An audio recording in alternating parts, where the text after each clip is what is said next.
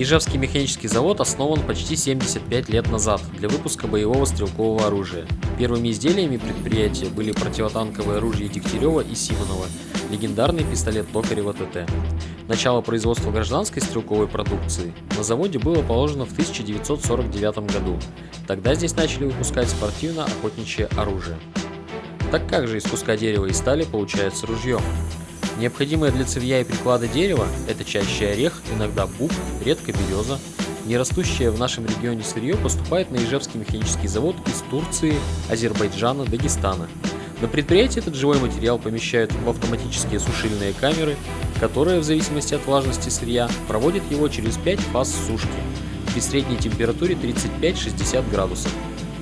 В ходе сушки дерево стабилизируется, снижается вероятность появления трещин.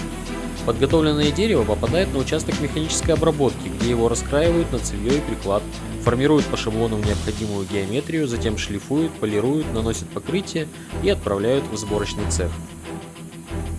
Охотничьи ружья попадают в ряд продукции, оборот которой регулирует закон об оружии, а потому с самого начала сборки их нумеруют.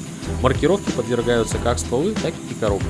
Кстати, потом по этим учетным номерам можно проследить, кто именно собирал конкретное ружье.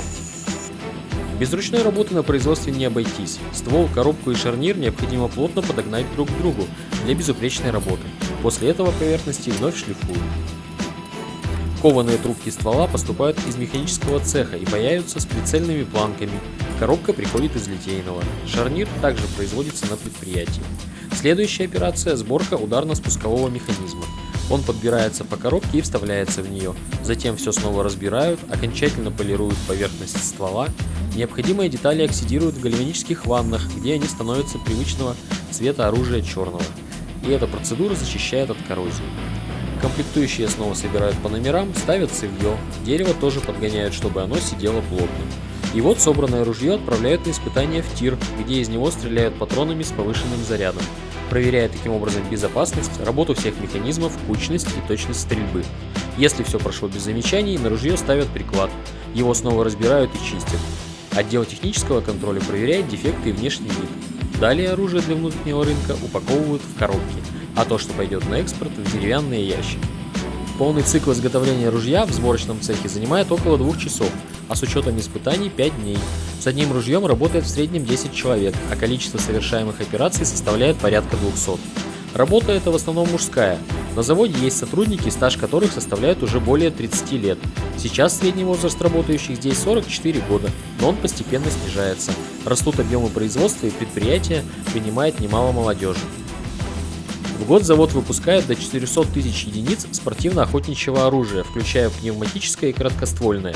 Флагман продаж, производимое с 2013 года, самозарядное ружье МР-155. Ижевский механический завод производит до 70% всего охотничьего оружия в России и практически не имеет в стране серьезных конкурентов. Свою продукцию предприятие продолжает экспортировать в Европу, страны Африки, Ближнего Востока и СНГ. В ближайшие годы сюда передадут с основной площадки концерна Калашников выпуск всех охотничьих карабинов. Вот так на Ижевском механическом заводе производят самые массовые ружья, которые весят около 4 килограммов, а стоят порядка 30 тысяч рублей. С ними начинающие охотники ходят на уток и другую дичь, но также охотятся и на лося, и на кабана, и на медведя. Чуть более бюджетный вариант выпускают с цевьем и прикладом из пластика, на который могут нанести пленку, имитирующую камуфляж. Кроме массового продукта, предприятие изготавливает эксклюзивные экземпляры охотничьих ружей для коллекционеров и ценителей. Это уже не только ружье, но и настоящее произведение искусства. Изысканная гравировка, использование в отделке драгметаллов повышают стоимость таких изделий до 1,5 миллиона рублей.